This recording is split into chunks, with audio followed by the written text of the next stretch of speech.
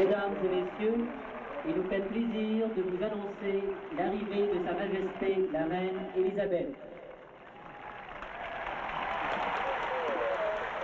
Ladies and gentlemen, Her Majesty the Queen. À cette épreuve de dressage du concours complet, Ladies and gentlemen, we welcome you to the resumption of the three-day event dressage.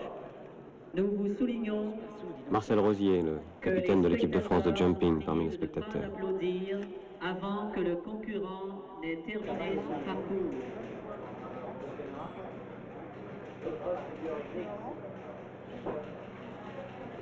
Grande-Bretagne, le numéro 84, Goodwill, monté par son Altesse la princesse Anne.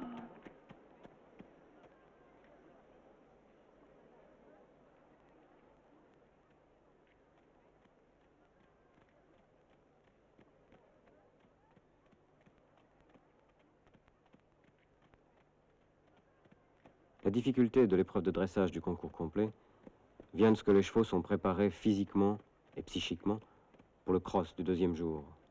Ils débordent d'énergie et le calme nécessaire pour une bonne reprise de dressage n'est pas facile à obtenir.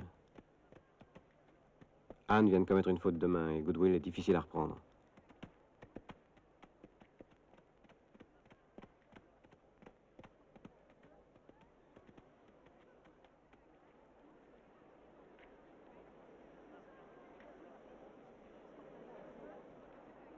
From Great Britain, number 84, Goodwill, ridden by Her Royal Highness Princess Anne. 70, 64, 79, 71. Une partie de la foule qui n'était venue que pour voir la princesse s'en va, tandis que Karl Schulz, le champion allemand, fait une fort belle reprise qui lui assurera la première place dans cette épreuve.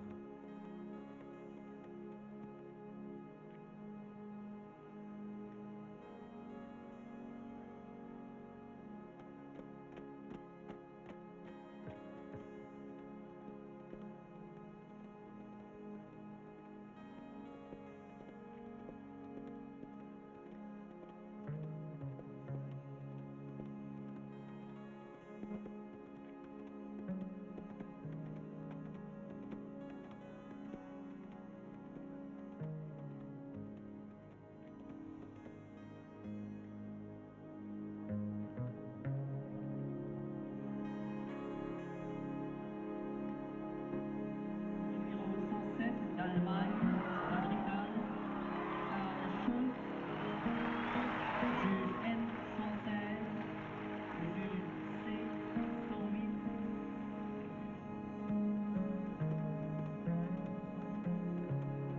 Lucinda Pryor Palmer, championne d'Europe. Irlande, Eric Corgan des États-Unis, le numéro 205, Bruce Davidson. Italie, Alexandro Aganta. De France, Dominique Dontujac. Australie, William Russell Anderson. Des États-Unis, Anthony George Brown. URSS, Petrov Gordushko. Le Japon, Kenkichi Ishiguro. Mexique, Rosetta. France, Jean Bella. Argentine, Rodolfo De Gatti. France, Thierry Toussaint. Germain, Joseph Bocca, Allemand. Bruce Davidson, le champion du monde sur Irish Cup.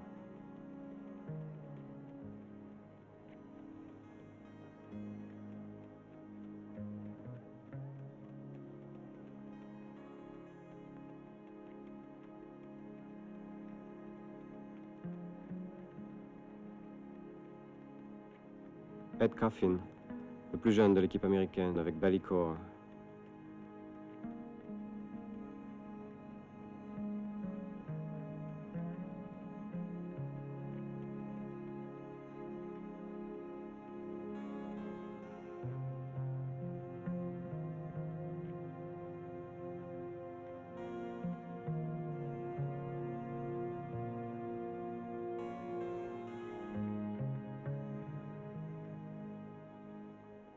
Le président canadien, qui s'en a acheté les prix montés par Robert Hand, le capitaine de l'équipe canadienne. C'est sous la pluie et sur un terrain très glissant que commencent les épreuves du deuxième jour. Demain, généralement nuageux, quelques averses éparses, peu de changements dans les températures. Un aperçu pour dimanche, dégagement graduel. Dr. Auto number 2 fell on bed 15. Le numéro 2 a été mis au jusqu'au 15e obstacle. Il vient de passer le 17e. On the cross country, number 114. Fortuna, ridden by Otto Hammerman of Germany. They were standing third after the time. To the back of the cross, représentant l'Allemagne. Et il va faire 14. Fortuna, Antibar,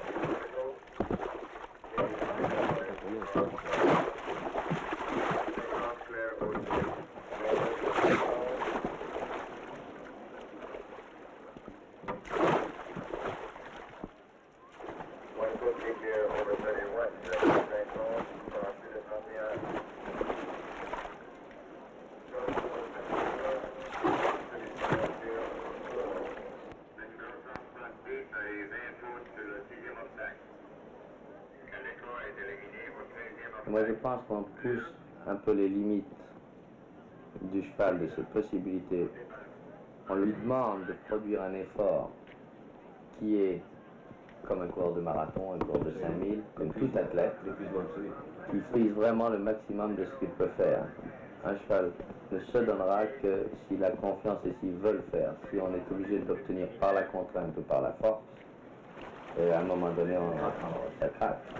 Je pense qu'il y a un certain amour qui se crée entre un cheval et un cavalier.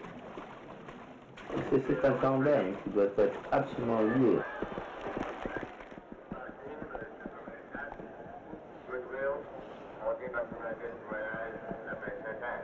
We're standing in 43rd place after the dressage yesterday.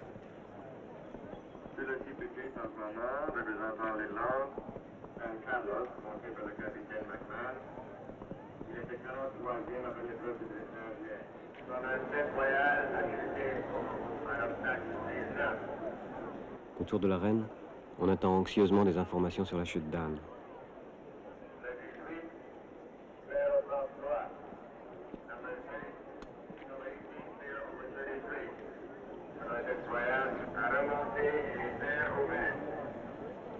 Representing Argentina, written by Captain Carlos Ross. Number 11 here on the first French cross country. Finishing the steeplechase, number 195, representing Herrera,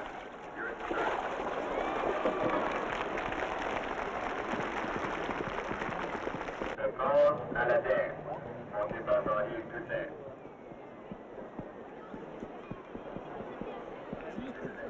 Ran by Jean-Yves Coutet.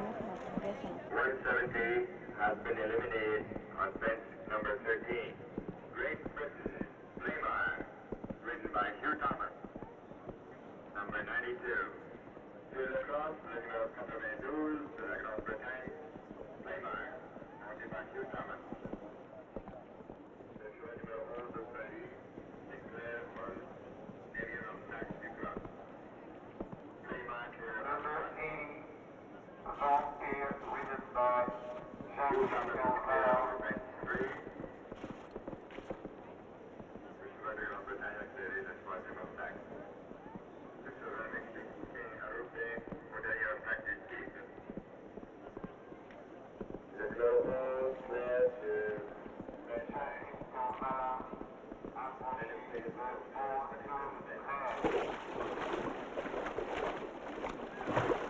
Sur le guet un peu, il a sauté un peu trop gros l'entrée, il a un peu fait le sous-marin, il s'est relevé juste devant l'obstacle qui était au milieu de l'eau. Nous à la réception, je suis parti sur l'encolure, d'habitude. Il a relevé la tête, il m'a remis sur la selle et on est reparti. Là, j'ai vraiment cru qu'on allait partir.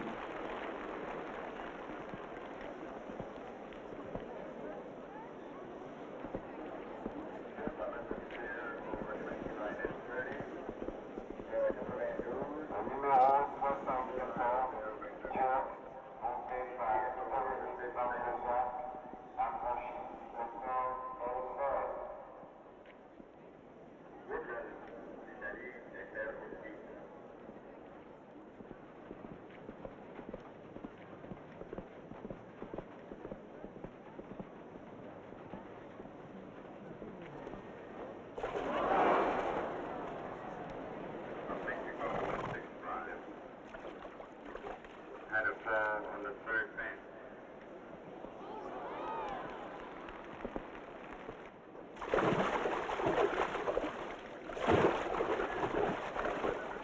Five clear over 25, Mr. Rider, C'est littéralement d'épuisement que ce concurrent argentin est tombé.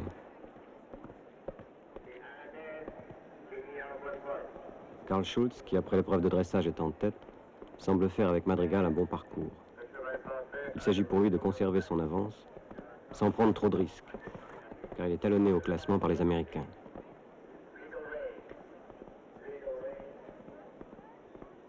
À l'origine, le concours complet était destiné à l'entraînement des patrouilles de cavalerie.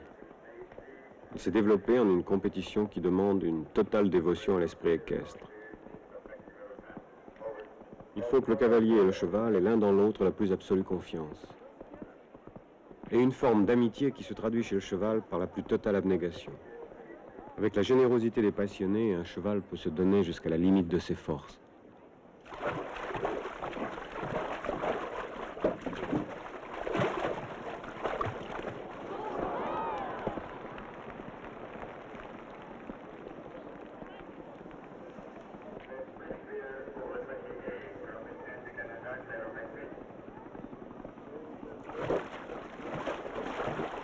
John Plum, le capitaine de l'équipe américaine, va fort bien aussi.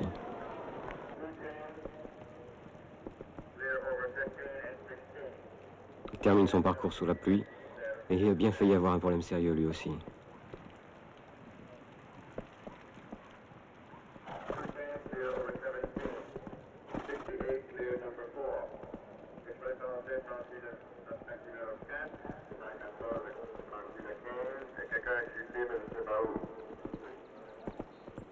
Bruce Davidson et Harry Schkapp, champions du monde et grands favoris, ne sont qu'à quelques points de Karl Schulz.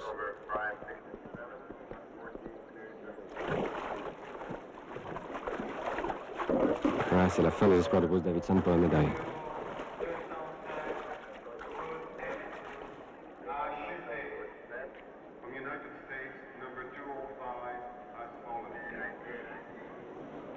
On n'a pas eu de chance sur le guet. C'est la loi du concours complet et il l'a parfaitement bien accepté. S'il n'était pas tombé, il aurait certainement été dans le coup avec les deux autres. Lequel aurait été devant, je n'en sais rien. Mais enfin, c'est pourquoi le cross existe. Jack Le Goff, lui-même médaillé olympique français et maintenant entraîneur de l'équipe américaine, donne ses derniers conseils à Ed Coffin. C'est sur Ed et son compagnon Ballycore que reposent maintenant les espoirs des Américains.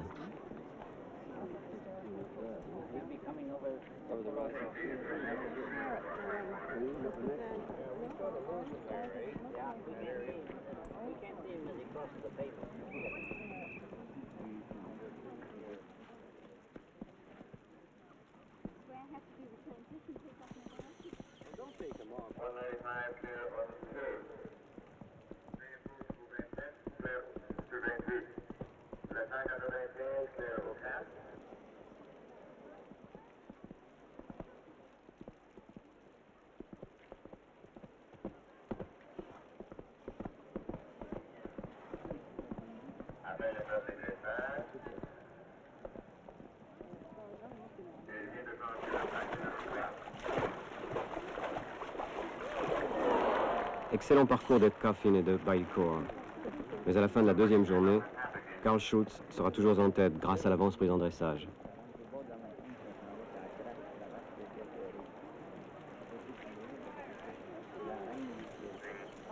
James Day de l'équipe canadienne et son cheval Viceroy terminent assez fatigués. On a eu chaud. On a eu chaud. Jerk, de l'équipe de France, est aussi pas mal éprouvé. Le vétérinaire et les soigneurs savent faire autour de lui. Goodwill, le cheval de la princesse Anne, paraît en forme par contre. Dans la flotte, c'est formidable. C'était un bon parcours. Non, j'ai pas trouvé ça vicelard. Et il y a le terrain quelque part. Bah, la pluie n'a rien arrangé. Et puis il y avait des endroits durs. C'est assez inégal. Il y avait juste l'endroit du gage qui était très bon. Ouais, et après, et on a eu vraiment des passages difficiles. La preuve, c'est qu'il y a énormément de chevaux boiteux. La visite vétérinaire, on a rarement vu une visite vétérinaire. C'est catastrophique. Le pauvre Jack, on est allé aux écuries après, et il était vraiment pas... Ah, il était rincé. Oh là là, Le soir du cross, les écuries sont transformées en hôpital. L'archer, le vétérinaire de l'équipe de France, passera la nuit près de ses chevaux.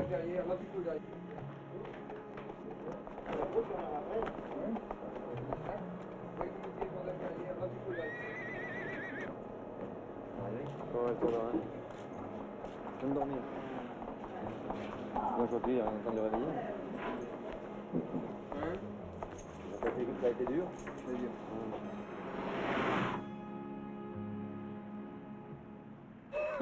De saut d'obstacles du concours complet dans le cadre des Jeux de la 21e Olympiade.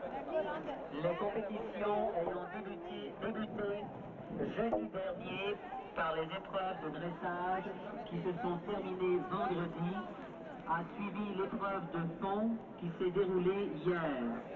Les concurrents ayant terminé avec succès ces épreuves participeront maintenant à cette compétition de saut d'obstacles. Vous assisterez à un parcours de 12 obstacles d'une hauteur variant de 1 mètre à 1 mètre 20 et d'une largeur de 1 mètre 30 à 1 mètre 60. La rivière aura 3 mètres 50. Cette épreuve de saut d'obstacles déterminera les vainqueurs par équipe du concours complet.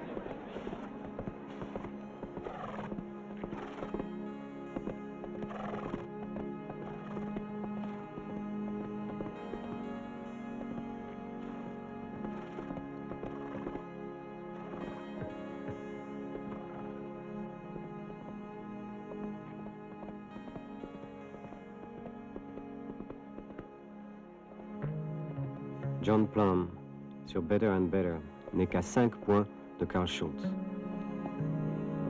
Il est important qu'il fasse un parcours sans faute. Il a de grandes chances pour la médaille d'argent. Peut-être même la médaille d'or.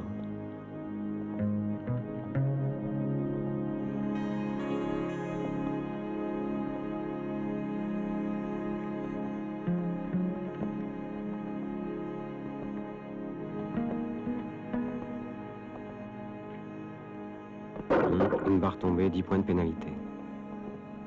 Carl Schultz maintenant. Il est en tête au classement général. S'il fait un sans faute, il n'y a plus de suspense pour la médaille d'or. Ce sera lui le vainqueur.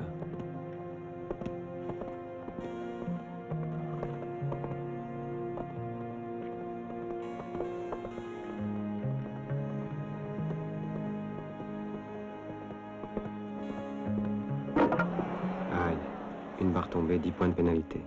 Ça lui coûte la médaille d'or. Oh, une deuxième barre tombée.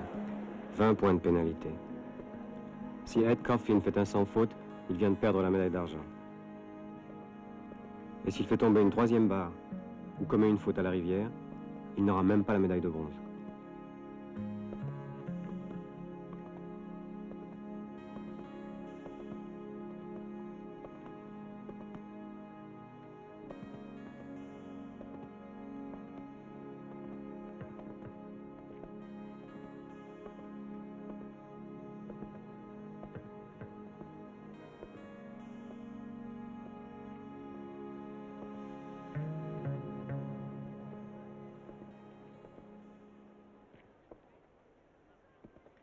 Points de pénalité. Donc pour le moment, John Plum médaille d'or, Carl Schultz médaille d'argent. Mais si Ed Coffin, qui n'était qu'à 5 points de Schultz, fait un sans faute, c'est lui qui remportera la médaille d'or.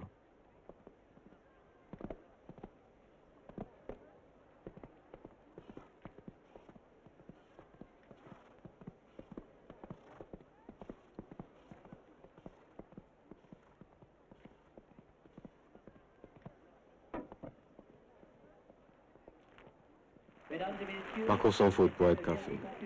Jack Le Goff a toutes les raisons d'être Ouais, heureux. en fait, oui, parce que quand même, il y a un moment qu'on travaillait pour ça et on n'est jamais certain avant les résultats. Au classement par équipe, les Américains remportent la médaille d'or.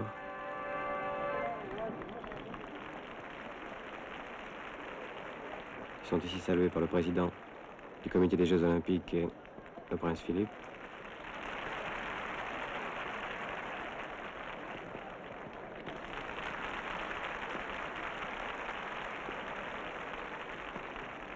Les Allemands, en seconde position, remportent la médaille d'argent.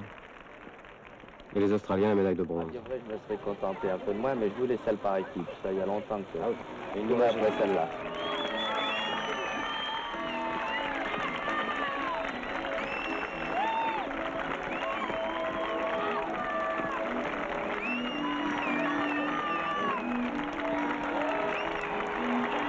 Les médailles seront présentées par M. James Worrall, membre du Comité international olympique, accompagné de Son Altesse Royale, le Duc d'Édimbourg, président de la Fédération équestre internationale. And Olympic champion, Edmund Coffin, États-Unis.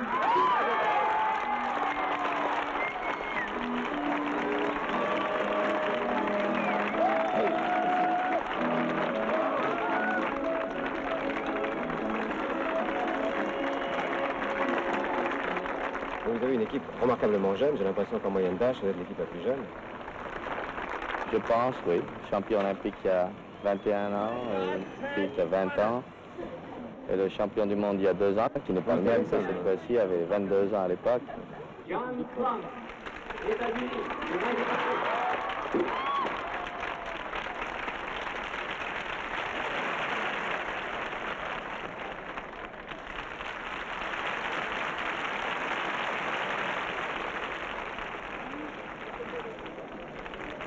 Troisième, third, Karl Schultz, Allemagne.